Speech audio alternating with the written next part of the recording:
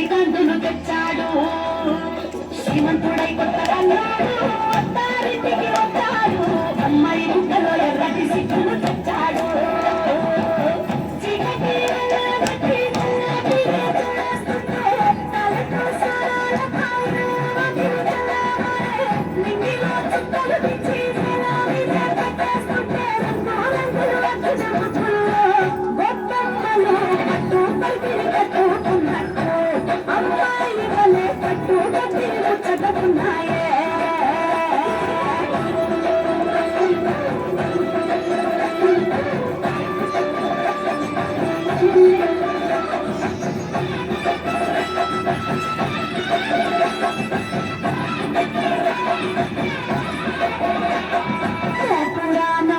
గట్టి రంకెలసే ఎట్ల కొట్టి గుడి గంటలో మోగేదట పండగను చాటి. పంజు భలే ఈల కొట్టి పుంజు కలిగి కత్తి కట్టి తొడగొట్టే భీమవరం పండాలే కట్టి.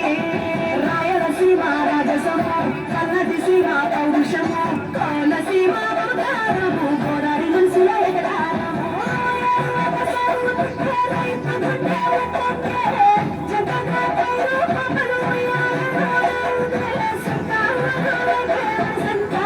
లాగేస్తుంటే అన్నవారించంత ఒదిగేనే సంబరాలలో తెలంగాణ 3 రోజులు మునిగితేనేనా.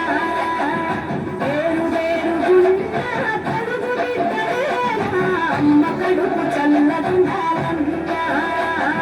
హేమంత మంచులో సూర్యుడు అడుగులకి వచ్చాడు.